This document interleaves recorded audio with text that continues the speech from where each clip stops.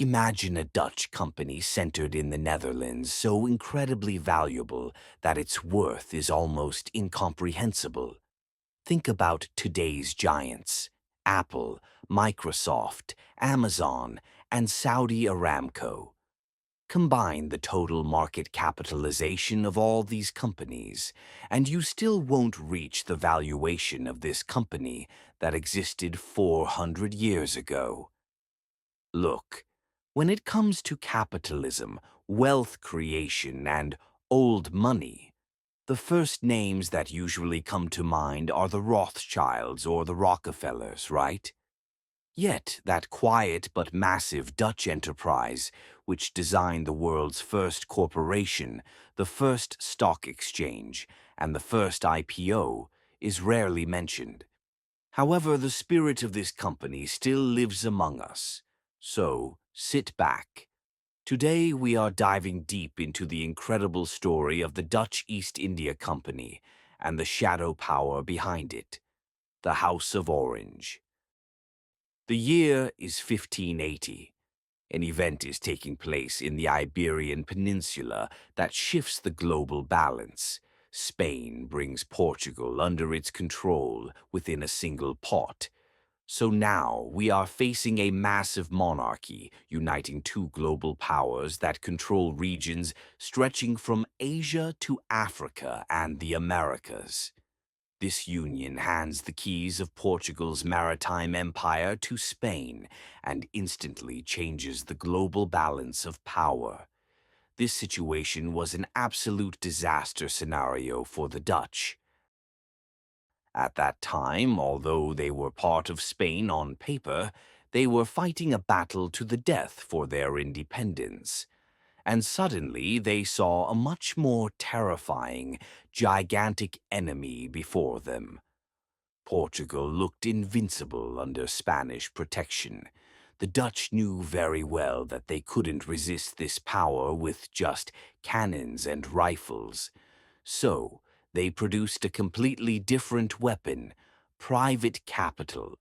In 1602, 7 different trading companies joined forces to come together under a single roof. Without getting into the confusion of names, let's call it by the abbreviation you see on the screen. The VOC, or as we know it, the Dutch East India Company. It was named this way because their main goal was to trade with the East Indies, a term Europeans used at the time to describe the region around present-day Indonesia and Malaysia. From the outside, it looked like an ordinary merchant organization, right? But under the hood, there was a complete economic war machine. It had a navy, private armies, and forts all over the world. But what made this company truly revolutionary was its stock certificates. For the first time in history, ordinary citizens could finance imperialist expansion and receive dividends from it. In other words, the VOC could advance in a way that no kingdom in history could, without needing a king or collecting taxes. This was no longer wealth based on land or nobility. This was profit multiplied like mass production through markets. Yes, merchants were at the helm. They were making the plans. But the real reason holding this structure together was something else. Across the Republic, the House of Orange was closely monitoring this entire process. You might be asking, who is the House of Orange? And no, I'm not talking about the fruit sold at the grocery store. This dynasty, one of the most influential families of the era, had a strange situation. They had no kingdom to rule. In this republic run by merchants, the House of Orange possessed only a symbolic title and a piece hanging by a thread. Their nobility didn't mean much in the New World Order. They were squeezed between two fires: Amsterdam elites who wanted a more republican government on one side, and Spain, who wanted to destroy them on the other. They didn't have lands to rule or mines to exploit. As the old order collapsed, the House of Orange had to make a choice: either fade away or adapt. Since they couldn't rely on their feudal lands, they played the last card they had: capital. Let's make this clear. By the way, please don't forget to like the video and subscribe to support the channel. Where were we? Yes, the House of Orange didn't manage the VOC personally, but they definitely financed it. More importantly, they tied their own future to this company. This wasn't a simple investment. In a merchant republic where legacy no longer guaranteed power, this move provided them with strategic leverage. Years later, this relationship became official. Let's talk about the two stadtholders, basically the high-ranking officials of the time, known as William IV and V. These figures, descendants of Orange, took on the chairmanship of both the VOC and the West India Company. The West India Company, by the way, was trading with the Americas at that time. As a result, this family effectively entered the category of the most powerful figures in Europe. As the company expanded east, the family reached a power far beyond nobility. They may not have had a crown on their heads yet, but their power was now indisputably backed by dividends.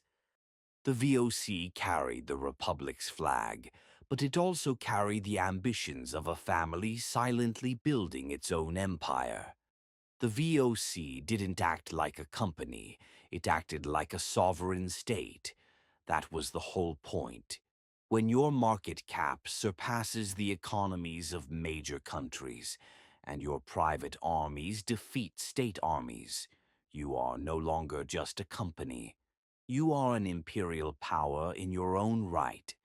At its peak, the value of the Dutch East India Company was over $7.9 trillion in today's money. Let's make a comparison. Even Nvidia, currently the world's most valuable company, barely reaches half of that figure. During the company's golden age, from the early 1600s to the mid-1700s, over 1 million people left the Netherlands and sailed to Asia. The ships they boarded were massive cargo vessels, symbols of Dutch ambition. These people weren't just dreamy explorers, they were salaried employees of a mega corporation. The VOC recruited sailors, clerks, soldiers, and craftsmen to build a trading empire in Ceylon, Java, Bengal, and beyond.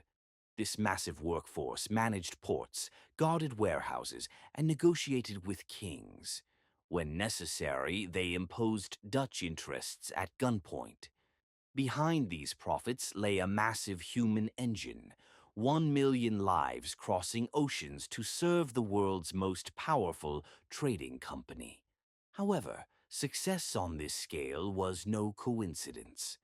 The VOC's power rested on three main pillars: an unlimited charter obtained from the state, Amsterdam's financial elite, and the strategic support of the House of Orange. This charter I mentioned wasn't an ordinary trade license. It was like a royal decree. It gave the company not just the right to trade, but also the authority to sign international treaties, raise armies, occupy lands, and even govern colonies. Although decisions were made in a corporate boardroom, every step taken carried the weight of a state. With 150 ships, 50,000 employees, and a private army of 10,000, the VOC didn't watch events from the sidelines. It moved with confidence like a state with sails. They left their mark everywhere from the Persian Gulf to Japan. But their dominance was nowhere as deep as in the East Indies, the heart of their operations. In 1610, they established a base near the Kiliwung River. In 1619, they seized the city we know today as Jakarta and named it Batavia, inspired by the ancient name of the Netherlands. This wasn't just a name change. Batavia became the center of gravity in Asia. This is why we see so much Dutch influence in Indonesian cuisine, language, and architecture today. Dutch governors ruled this hub for 300 years, and all surrounding kingdoms were forced to serve the company's interests. But a move of this scale couldn't run on vision alone. It required serious money.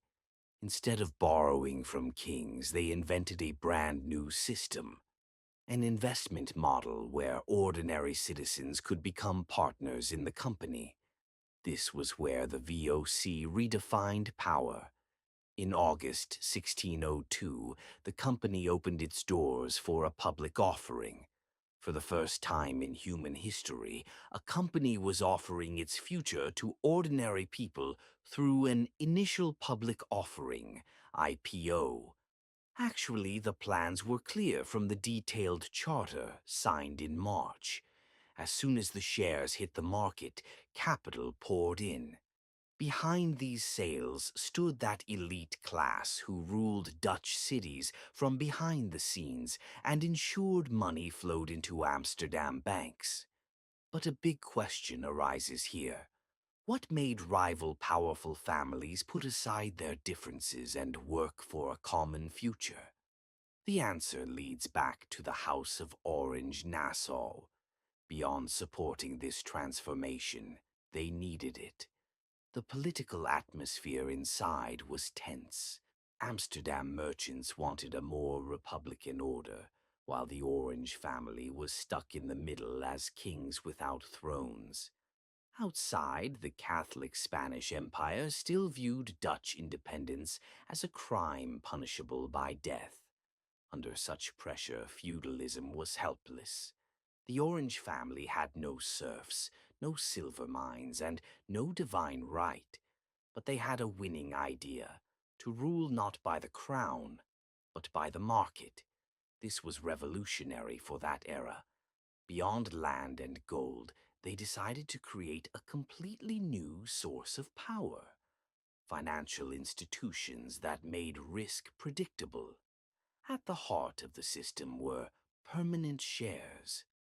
For the first time, ownership rights in a global company could be freely transferred.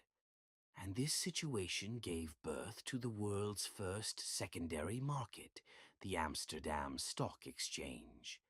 The innovations didn't stop there. Merchants weren't just buying shares, they were betting on the future value of these shares. The market for speculation and arbitrage was born this way. The foundations of tools like hedging used on Wall Street today were laid in those days. But beyond mathematics, something else was needed. Fear of missing out, or as we call it today, FOMO. VOC shares were one of history's first major cases of FOMO. A value of 100 units in 1602 skyrocketed to 1,000 units in the 1720s, an incredible tenfold increase. With this rise came an unprecedented assurance. Building an empire with public money was risky. Ships could sink, trade could stop. The Dutch overcame this fear with a legal invention that radically changed the business world: limited liability. If things went wrong, the investor only lost the money they put in. Their homes, lands, and other assets were safe. Thanks to this assurance, capital flow exploded. The VOC printed stamped and signed real stock certificates. Ownership could now circulate from hand to hand, from city to city, without needing royal permission. Interestingly, this financial influence of the Netherlands crossed its own borders and shaped England first, then America. The key figure who provided this transfer was William, Prince of Orange. William had been inside this financial model from the start. However, his real impact would be felt far beyond the Dutch borders. In 1688, England was in a major political crisis. King James II had lost trust, and English leaders were looking for a Protestant candidate for the throne. Eyes turned, coincidentally, to James's daughter Mary, who happened to be married to William. William sailed to England not just with his soldiers, but with that ruling by capital mindset he developed in the Netherlands. He viewed markets not as a threat, but as a tool to maintain power. This is the event known in history as the Glorious Revolution. When William and Mary took the throne, this was not just a political revolution, but a financial one. During William's reign, the Bank of England was established, government bonds were issued, and wars were financed through capital markets. These were Dutch inventions that had now entered English law. The story actually goes back even further. Years before William went to England, Dutch ships had already crossed the Atlantic. In 1609, a ship sailing for the VOC reached the harbor we call New York today. In 1624, the West India Company founded New Amsterdam at the southern tip of Manhattan. Although at first glance it looked like a simple trading post, the city plan told a lot. Organized streets and strong trade networks. The Dutch were designing this island to be the financial center of the New World. The functioning of credit and contract culture were completely copied from Amsterdam. Although the British took the city in 1664 and renamed it New York, they preserved the financial infrastructure, legal system, and commercial habits established by the Dutch because the system worked like clockwork. This Dutch DNA merged with British practice and quietly continued its existence. In Europe, by the 1700s, the financial elites of Amsterdam and London began to work in sync. Amsterdam's banking discipline combined with London's speculative market intelligence. This partnership laid the foundations of today's global economic dominance. New York built its own version with the legacy it received from both cities. Today, you can see the fingerprints of Dutch finance everywhere, from VOC's ports to Wall Street, from the London Stock Exchange to parliamentary corridors. Even though VOC ships have rotted away, their methods continue to rule the world economy. It is clear that the VOC transformed trade and state power. However, every giant has an end. By the late 1700s, the company began to lose power under its own weight.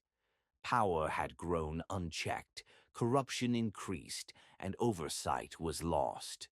When competition from Britain and France was added, the company was cornered.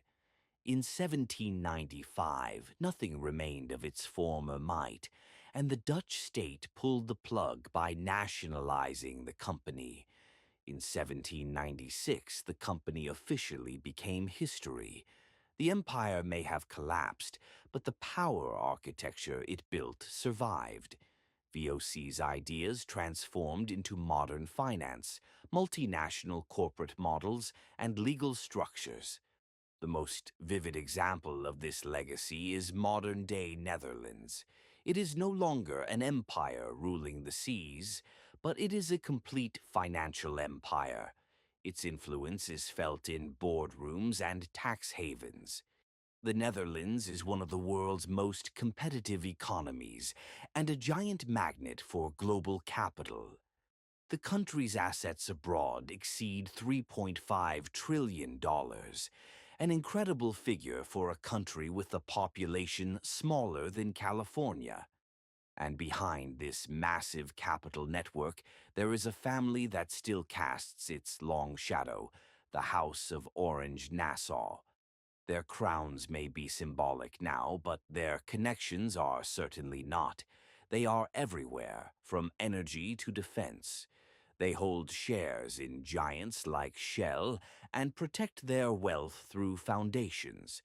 Their signature was there again in the founding of Royal Dutch Shell, one of the largest companies of the modern era, in 1907. Once again, a Dutch company carried both capital and a royal title.